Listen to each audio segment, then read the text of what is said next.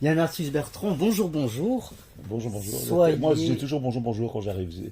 On se moque de moi parce que je dis deux fois bonjour. Eh bien, on a ce point commun. Voilà, Soyez le bienvenu au petit déjeuner de Devenir pour Agir et merci de me recevoir chez vous dans vos locaux à Boulogne. D'accord. Je voudrais commencer par une citation du grand photographe Elliott Erwitt. Et voilà ce que notre ami souligne. Je suis un photographe professionnel par besoin et un photographe amateur par vocation. Et vous, Yann Arthus Bertrand, qui êtes-vous?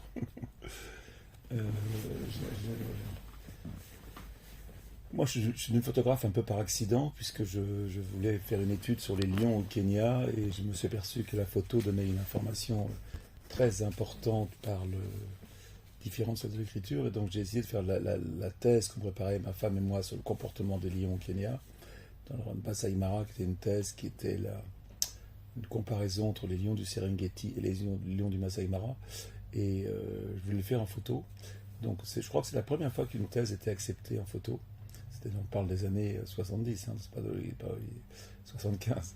Et donc c'est les lions qui m'ont appris la photographie. J'ai appris la photo tout seul avec les lions, en sachant que je regardais mes films quand je rentrais en France, c'est-à-dire 8 mois après, donc j'ai beaucoup de déchets, parce que c'est pas comme aujourd'hui, on fait une photo, on a sur le dos de ton appareil, tu vois ce que c'est. Et j'ai toujours aimé la photo, j'ai toujours été...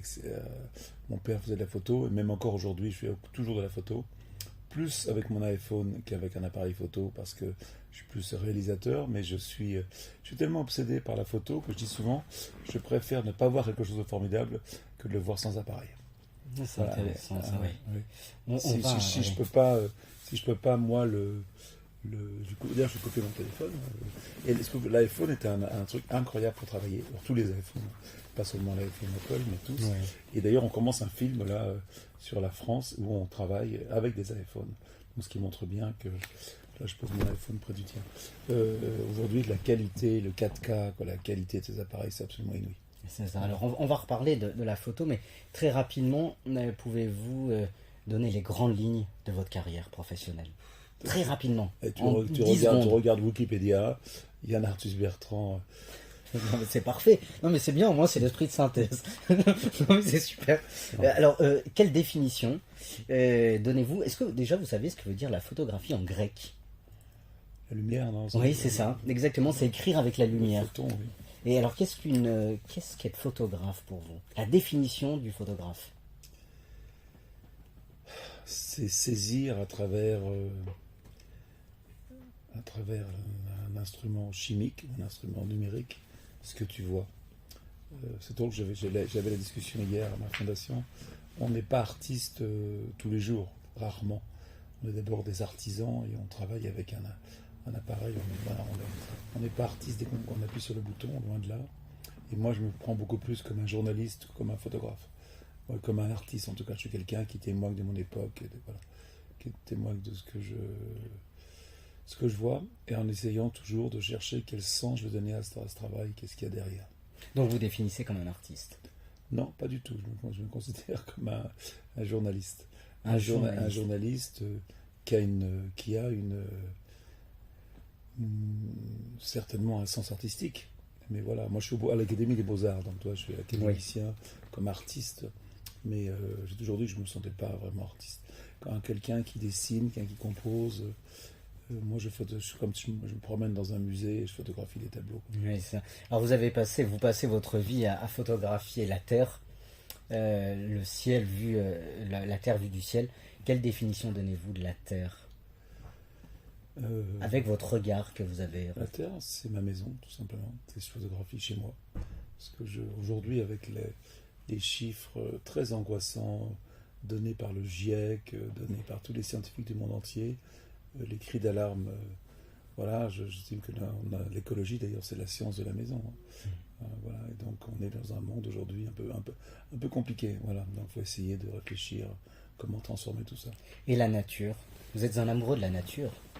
Je suis un amoureux de la vie, et il n'y a pas d'un côté, toi tu es nature, je suis nature, nous sommes ici dans la nature, tout ce qui est là autour de nous provient de la nature, et il n'y a pas d'un côté l'homme, d'un côté la nature, je suis nature, voilà. Donc, faut pas l'oublier. faut pas l'oublier. En regardant tout ce que vous avez fait, Yann Arthus-Bertrand, je me suis dit, vous êtes un amoureux de la beauté et vous nous transmettez la beauté de la nature. La beauté, elle est subjective ou objective pour vous? Alors, bien sûr qu'elle est subjective, mais le sens de la beauté, c'est vraiment quand Dostoïevski avait dit seule la beauté sauvera le monde. Et il n'y a pas très longtemps, je vérifiais cette phrase. En fin de compte, il parle de la beauté et du bon, c'est-à-dire que ce que j'aime dans la beauté, c'est la beauté des gens. En fin de compte, la beauté, la grande beauté des glaciers, des montagnes, des arbres, des grands paysages. C'est pas une beauté qui m'intéresse beaucoup. Par contre, ce qui m'intéresse beaucoup plus, c'est la beauté des actes, les gens qui font, les gens qui partagent, les gens qui donnent, les gens qui donnent du sens à leur vie. Et cette beauté, elle s'appelle l'amour, tout simplement. Et cette beauté-là m'intéresse beaucoup plus. D'accord. Et quel lien faites-vous entre la beauté et la sensibilité? Est-ce que quand on est sensible, on est beaucoup plus ouvert à la beauté ou pas? Quand on est sensible, oui, je pense, oui. Mais toutes ces formes de beauté dont on parlait, moi je suis très attiré parce que j'ai beaucoup photographié la beauté. J'ai passé des années à aller photographier les plus beaux endroits du monde. Voilà, et à quoi ça sert? Peut-être pas grand-chose. Parce que les gens qui agissent ont peut-être mieux compris que moi ce que ça voulait dire la beauté. Voilà. C'est assez subtil comme réponse. Vous venez de dire, vous avez, oui, en effet, photographié, vous êtes allé dans tous les coins de la Terre. Quel regard avez-vous sur la France? Un regard très amoureux sur ce pays que j'aime bien. Moi, je suis dans quelqu'un qui aujourd'hui essaye d'aimer encore plus peut-être. Je pense que la vraie solution à tous nos problèmes, c'est certainement l'amour. Est-ce qu'on aime assez nos enfants, la vie autour de soi, pour détruire ce qu'on aime, sur lequel il y a... Quand même pas oublier qu'on dépend tous de la nature. Hein. On est nourri par la nature, on respire la nature, on se baigne dans la nature, et notre façon de vivre est en train de détruire ce monde absolument idéal, ce paradis sur lequel on vit. C'est pas tous les jours un paradis, mais en gros, on est en train de détruire sur ce dont on dépend, quoi, quelque part. Et on le sait tous, et on continue comme si on n'avait pas d'autres moyens. On est dans un espèce de déni collectif, et mon combat à moi, c'est d'essayer d'amener péniblement, parce qu'on n'y arrive pas facilement, une espèce de prise de conscience pour te dire agir rend heureux, voilà, qu'est-ce qu'on peut faire pour changer notre façon de vivre. C'est complexe, on n'a pas la solution, mais en même temps, les Africains, ils ont un mot que j'aime beaucoup, ils disent il faut arrêter de pleurer tout seul dans le noir, il faut allumer une lumière. Moi j'essaie d'allumer une lumière, je pense qu'on a tous le devoir et la mission d'allumer une lumière.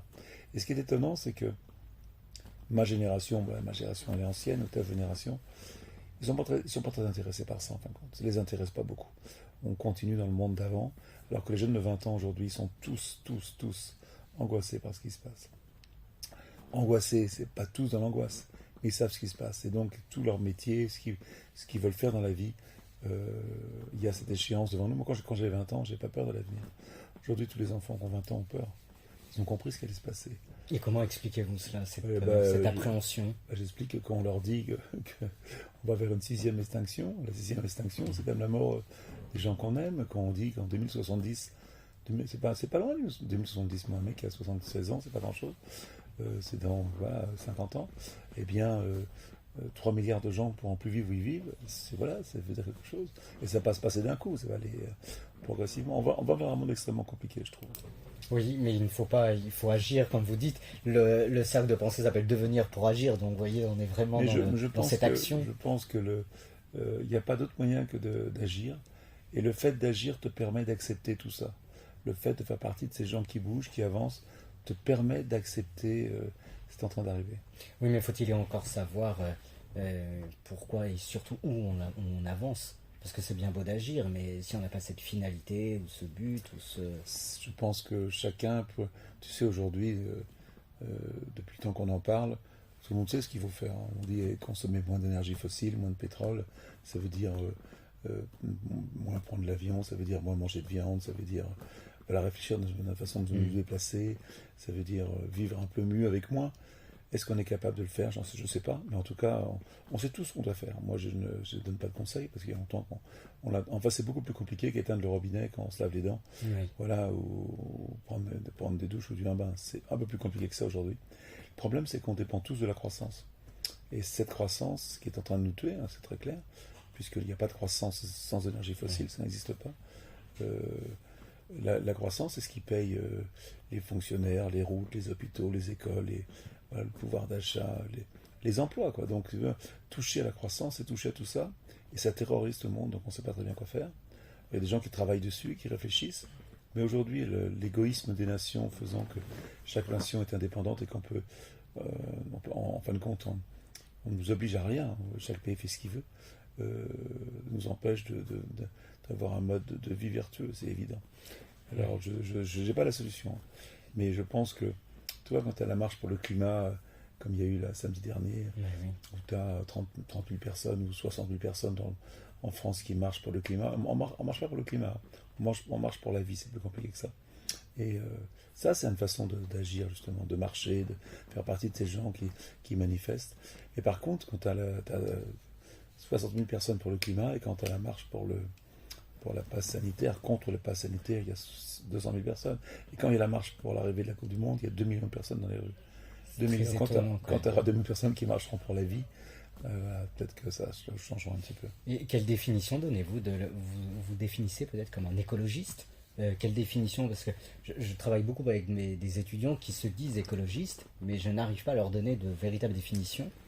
Alors, un écologiste, c'est quoi? C'est quelqu'un qui met en priorité numéro 1 l'avenir de la vie sur Terre, pour le faire bref.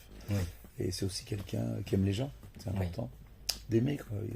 L'écologie politique, l'écologie en combat, ça fonctionne plus. On sait bien qu'il faut une écologie bienveillante, qui essaie de comprendre pourquoi on n'est pas tous concernés par ça. Mais moi, je suis toujours étonné du peu de retours qu'on a sur nos conférences. On a l'impression que les gens savent tout, mais que rien ne bouge, quoi. Oui, le pape François parle de l'écologie intégrale. Je vois que vous aviez le pape Jean-Paul II là. Oui, parce que j'ai pour financer un orphelinat à Brazzaville, j'ai fait un livre, j'ai illustré Laudato Si, qui était un encyclique qui a fait le pape. Oui. Et voilà, et donc on en a vendu pas mal et j'étais reçu par lui. J'ai fait une vidéo avec lui sur les océans. Et c'est drôle parce qu'il y a des gens comme ça que tu revois. Il y a 2 personnes qui m'ont vraiment marqué dans ma vie, peut-être 3. Le pape, on a passé 1 heure avec lui parce qu'il se trouvait qu'on a discuté pendant 1 heure avec lui d'une façon incroyable. Donc Jean-Paul II. Oui, Jean-Paul II. D'accord. Oui. Le Dalai Lama, qui est vraiment quelqu'un qui est aussi des grandes âmes, quoi. Et aussi Pepe Mujica, qui est un président de la République d'Uruguay, qui est sur YouTube et qui est un gauchiste, mais qui est président de la République et qui le matin va vendre ses fleurs sur le marché, qui est une vieille Volkswagen pourrie et qui va au palais présidentiel, qui a une vraie intelligence de vie. Et je pense que il a compris quand tu es président de la République, tout ce que tu fais est important. Tu es vraiment donc tu vis d'une façon frugale, tu vois. Voilà, ça marque les gens et il avait bien compris ça. Et dans le film Human, qui est pour moi un des meilleurs films, ce qu'il dit est formidable sur la croissance. Je vous conseille de regarder. Human, c'est gratuit sur YouTube. Voilà. Il y a un artiste Bertrand, Aristote avait écrit un livre, Les parties des animaux. Et il soulignait déjà, vous voyez, Tu es prof de quoi, toi? De philo. Ah, d'accord. Je comprends rien à la philo. D'éthique et de philosophie. L'éthique, oui, je comprends. L'éthique et la morale, c'est des mots qui me parlent. Voilà. Et en fait, Aristote a écrit un livre, Les parties des animaux, où il fait la distinction entre l'animal et l'homme. Et il souligne que l'homme est un animal politique. Or, actuellement, pouvons-nous dire que, avec le constat que vous pouvez faire, que l'homme ne respecte pas toujours la nature, pouvons-nous dire simplement que l'homme est resté au stade animal? Il y a heureusement.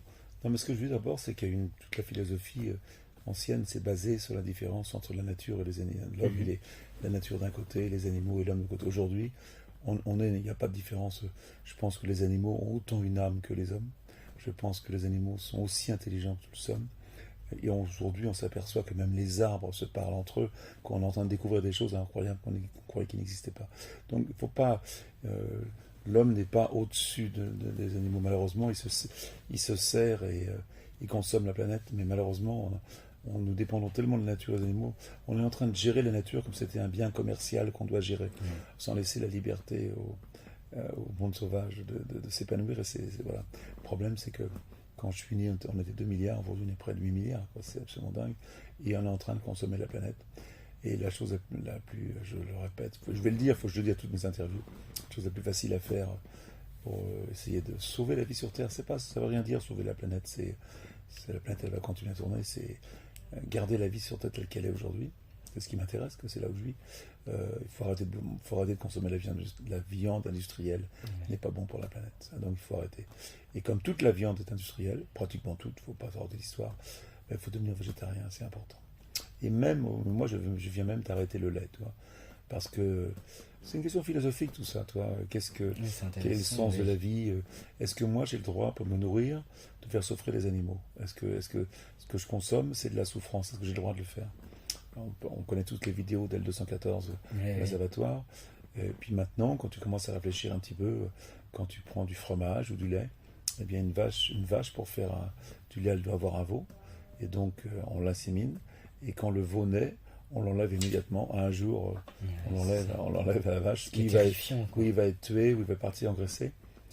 J'ai appris l'autre jour que dans les ferries qui vont tous les jours en Irlande, il y a 1600 veaux qui partent. Il faut savoir que 80% de la viande de bœuf qu'on consomme, c'est des vaches laitières réformées. Le prix est tellement bas du lait, les gens gagnent tellement peu d'argent, que dès que la vache elle produit moins, au bout de 3 ou 4 ans, elle part à l'abattoir. Tout ça, c'est une réflexion qu'on se peut avoir quand tu prends du lait ou du fromage. On peut le décider de s'en foutre complètement, et moi j'ai décidé d'aujourd'hui, et ça n'a pas été... Et c'est un long chemin, parce que moi je le sais depuis longtemps ça. Mais en même temps, le jour où tu décides, j'arrête le lait complètement, c'est beaucoup plus compliqué. Et même chose pour fromage de chèvre ou fromage de mouton, c'est pareil. Les brebis, les agneaux sont retirés quelques jours. Voilà, donc c'est une réflexion qu'on peut se dire, est-ce que j'ai le droit? Est-ce que cette banalité du mal, ça c'est un mot que j'aime beaucoup, la banalité du mal, hein, c'est Hannah Arendt qui a parlé de ça, est-ce que je veux rester dans cette banalité du mal? Donc j'essaye de me transcender, c'est pas le mot, hein, mais d'aller...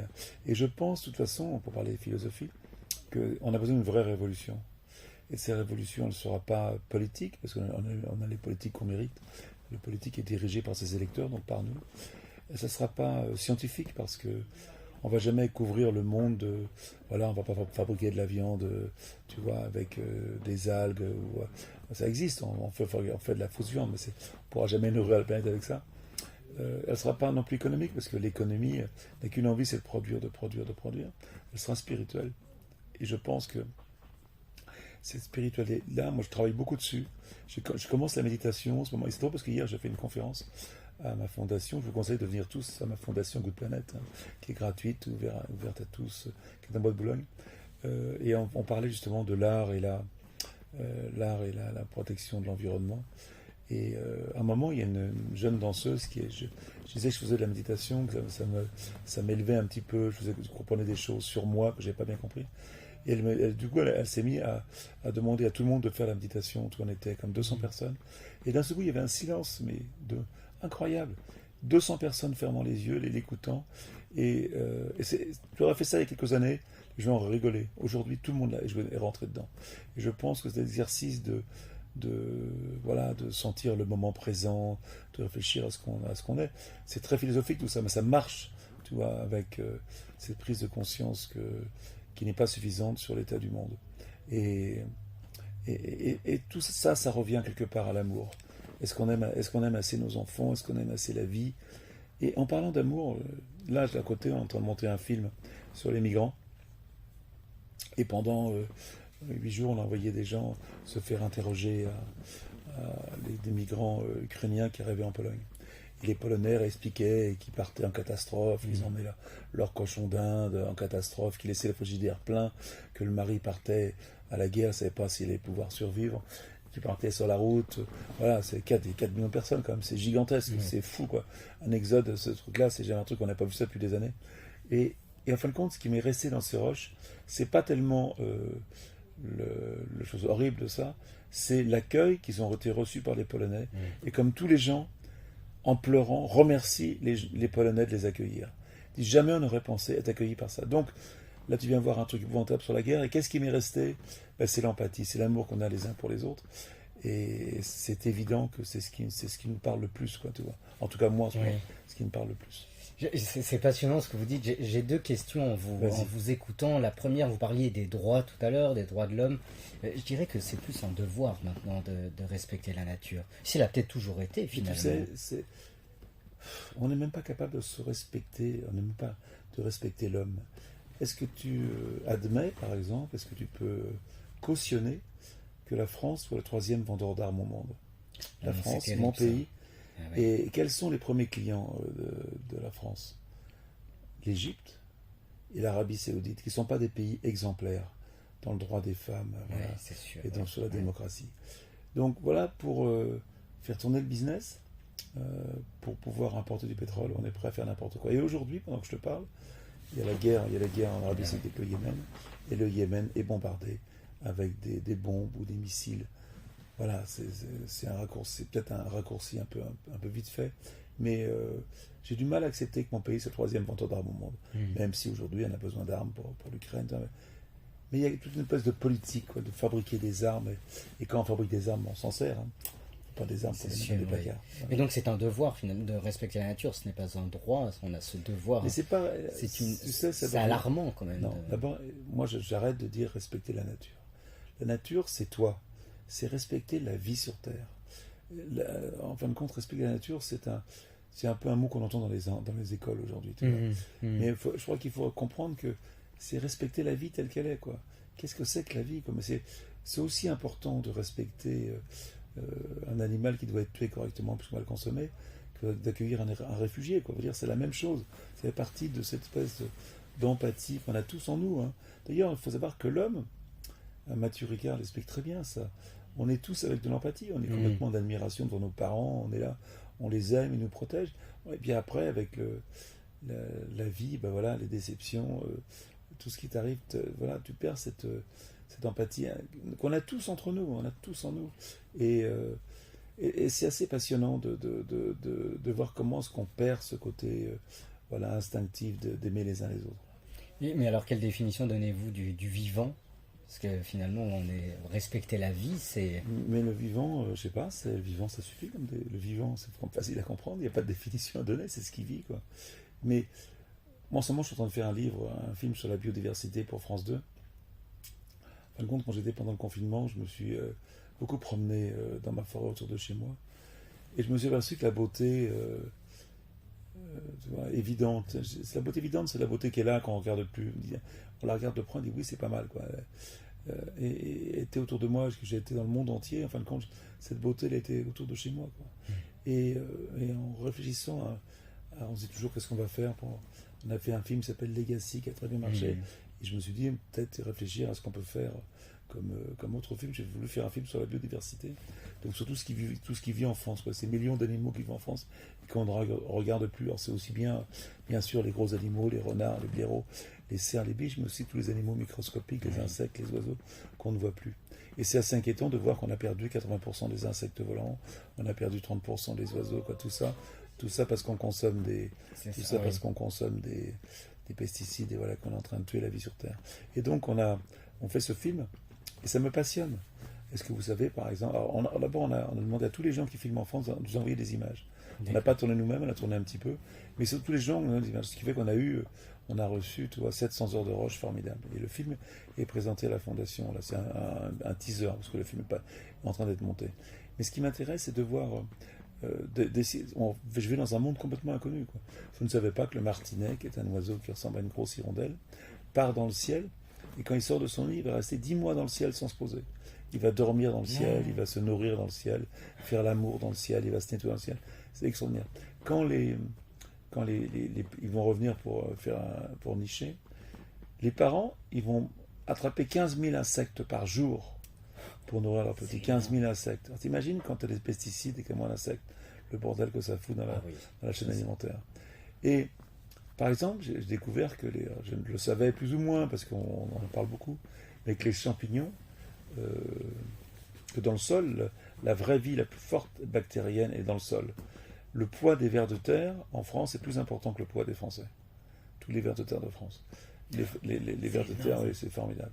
Et les champignons permettent aux arbres, avec les filaires, de se parler. Et le sol n'est qu'un réseau internet de champignons.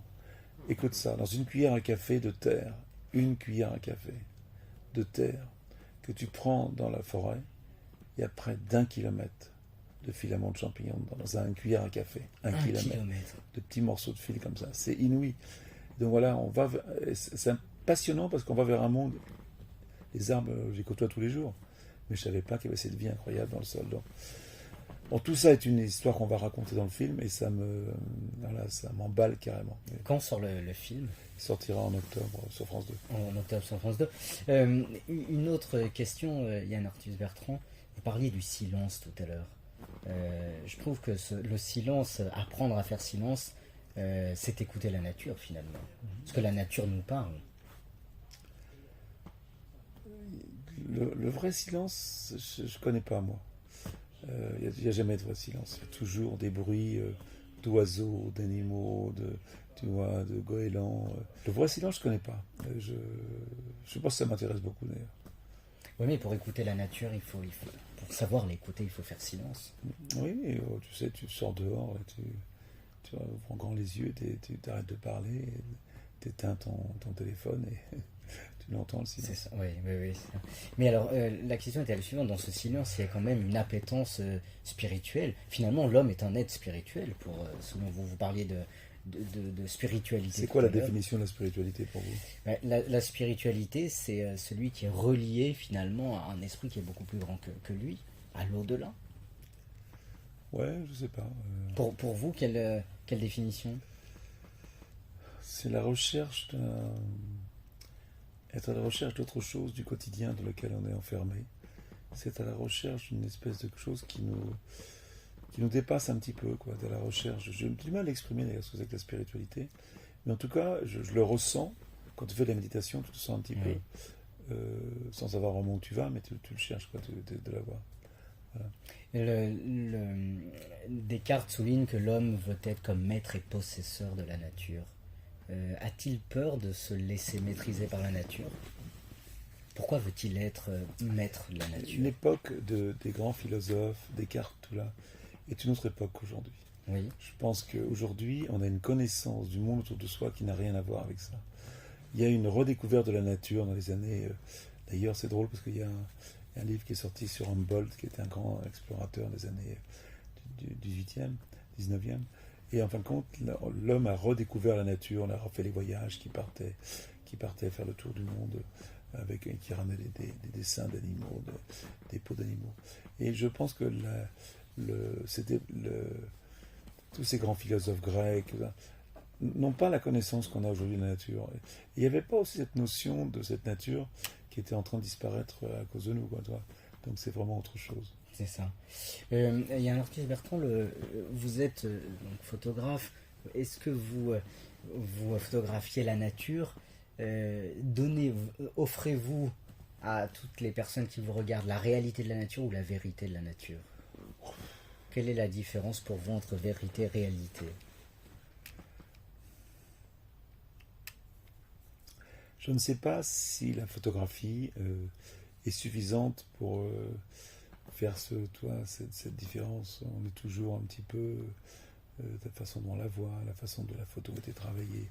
Je pense que cette immersion dans le vivant qu'on peut avoir en se promenant dans la forêt n'a rien à voir avec mes photos, quoi. Je pense que mes photos ne sont qu'une petite partie de ce qu'on peut voir. L'intérêt de la photographie, c'est que quand tu as été comme moi dans 130 pays, tout le monde ne veut pas les 130 pays, donc ça permet de témoigner à ta façon d'un autre monde, quoi, voilà. C'est ça, mais parce que est-ce que vous n'avez pas parfois peut-être le sentiment d'avoir de trahir ce qui est devant nous, de le trahir pour l'interpréter, parce qu'il y a une interprétation. Je ne sais pas si je le trahis, mais j'ai toujours l'impression que mes photos sont beaucoup moins belles que ce que j'ai vécu. Que l'instant que j'ai vu était beaucoup plus fort quand tu vois devant un glacier en Antarctique. C'est tellement magique que ta photo le fait rikiki à côté. Oui. C'est vrai que l'interview va bientôt s'achever, mais je voudrais quand même... le grand scientifique que vous connaissez, Claude Bernard, souligne qu'il ne faut pas réfléchir sur les conséquences des dérives de l'homme face à la nature, mais qu'il faut réfléchir sur les causes. À votre avis, quelle est la cause de cette dérive? Pour éviter de continuer à dériver. Alors, c'est assez simple comme réponse. On l'a tous la cause. Je pense qu'il y a des scientifiques ou des chercheurs qui s'appellent comme Jean Covici, par exemple, qui parlent très très bien de ça. C'est très facile de voir que c'est notre action, c'est notre vie au quotidien qui est en train de détruire la vie sur Terre. On est en train de scier la branche sur laquelle on est assis. Voilà, cette dérive, c'est une dérive qui est difficile à expliquer, enfin, parce que personne n'arrive à comprendre pourquoi est-ce qu'on n'est pas capable de réagir. Tout le monde essaye, quoi. Il y a un livre qui est formidable, le syndrome de l'autruche, là, on voit bien qu'on est incapable de réagir. Et même les scientifiques les plus pointus, eux-mêmes participent à ça, quoi. On pourrait se dire, d'ailleurs, on devrait peut-être tous, moi je devrais peut-être vivre à la campagne, tu vois, faire pousser mes carottes, ne pas avoir d'iPhone, ne pas avoir de bagnole. En fin de compte, je suis comme tout le monde, moi j'essaye d'être un peu en décalage par rapport à mes convictions, quoi. Oui. Yann Arthus Bertrand, à tous les milliers d'étudiants qui vous regardent, quel message d'espérance pouvez-vous aujourd'hui leur donner? D'abord, je pense que les étudiants, il ne faut pas avoir peur de l'avenir. Il faut se dire qu'aujourd'hui, moi quand j'avais 20 ans, on avait un avenir qui était ouvert. Aujourd'hui, l'avenir, il est quand même un peu plus inquiétant. Mais en fin de compte, l'avenir, c'est toi qui vas le fabriquer. Et je pense que le fait de donner du sens à sa vie, est-ce que le métier que je veux faire est utile au monde? Est-ce que je suis heureux dans ce métier? Est-ce que ça sert à quelque chose? Choisir l'entreprise dans laquelle on va travailler, ça c'est important. Et en même temps, on se dit, il y a tout à inventer, quoi. Aujourd'hui, c'est extraordinaire. On est devant une espèce de précipice, oui. Comment on va construire le pont, quoi? Comment on va le faire? Et c'est vous qui allez le faire, le pont, c'est pas moi. Et je pense qu'il y a un énorme chantier à mettre en route. Et les jeunes, c'est étonnant parce que je me répète, mais cette histoire de ne pas pleurer dans le noir tout seul, de l'aimer une lumière. Le jour j'ai fait une conférence à l'école polytechnique, j'étais surpris de voir à quel point les jeunes étaient engagés. Il n'y a pas très longtemps, j'ai fait une conférence, je fais pas mal de conférences, et je parle beaucoup de la viande, de ces choses-là, de l'impact de la viande. On mange 3 fois par jour, donc on peut vraiment changer beaucoup de choses à travers notre alimentation. C'est important de manger bio, produits, circuits courts. Ce qui est important, c'est de payer vraiment le vrai prix. Ça coûte un peu plus cher, mais c'est normal, il faut l'accepter. Et puis, je fais une conférence et je demande devant des gens qui étaient une cinquantaine d'années, 40, 50, quels sont ceux qui sont végétariens. Il n'y en a pas un qui lève la main. Et je demande qui veut devenir végétarien. Il y en a un qui lève la main sur 300-400. Le lendemain, j'avais une école de Louis le Grand qui était venue faire qui avait vu Legacy, qui me posait des questions. Je demande qui est végétarien, 30% des bras se lèvent. Qui veut devenir végétarien, 30% des enfants lèvent la main. Je demande quel est l'impact, quel est le carbone dépensé par Français par an. Ils avaient tous le nom, ils savaient tous le chiffre. Ce qui veut dire quelque part que la jeunesse d'aujourd'hui est bien plus concernée et bien plus active que le sont les adultes aujourd'hui qui travaillent. Et je pense que c'est formidable, mais je pense que ça va changer beaucoup de choses. Et il faut se dire, ben voilà, de toute façon, il va arriver ce qui va arriver, mais qu'est-ce que j'en fais moi? Quelle est ma part là-dedans, quoi? Est-ce que je m'en fiche en me disant... on sait ce qui va se passer, c'est pas grave, on va continuer. Lorsque je dis, je vais essayer de changer les choses. Et je pense que nous, notre génération, on a le devoir de vous aider un maximum, ce qui n'est pas vraiment le cas aujourd'hui. Je dois reconnaître. Donc je suis désolé. Donc je demande pardon pour pas plus efficace. Oui. Je le demande avec humilité, parce que c'est ma génération qu'on a profité sans aucune culpabilité, parce qu'on ne le savait pas. Mais aujourd'hui, il faut qu'on change, et on n'arrive pas à changer. Donc je voulais finir par vous dire une chose très simple, c'est que d'être écolo, c'est d'aimer la nature, d'aimer les animaux, d'aimer l'eau pure, d'aimer les arbres, mais c'est aussi d'aimer les gens. On a un peu oublié ça, et c'est pour ça que j'ai envie de vous dire à vous tous que je vous aime, tout simplement. Merci infiniment Yann Arthus Bertrand. Merci de ces mots d'espérance que vous venez de leur d'offrir à tous nos étudiants, et merci pour votre regard bienveillant et aimant sur la vie et la nature. Et permettez-moi de terminer par une citation d'un écrivain américain je trouve, qui vous caractérise beaucoup. Nous avons deux choix dans la vie, pardon. Le premier est d'accepter les choses telles qu'elles sont, et la seconde est de prendre les décisions de les changer. Je crois que vous prenez les décisions de les changer. Redis-moi encore une fois. Nous avons deux choix dans la vie. Le premier est d'accepter les choses comme elles sont, et la seconde est de prendre les décisions de les changer. Et je crois que vous prenez les décisions. Je pense qu'aujourd'hui, on a tous la mission et le devoir de le faire. Voilà, le devoir. C'est pas des mots, voilà. C'est pas des mots vains, c'est des mots forts. Merci Yann Arthus Bertrand, merci beaucoup. Je vous en et bon courage pour tout ce que vous faites. Merci beaucoup.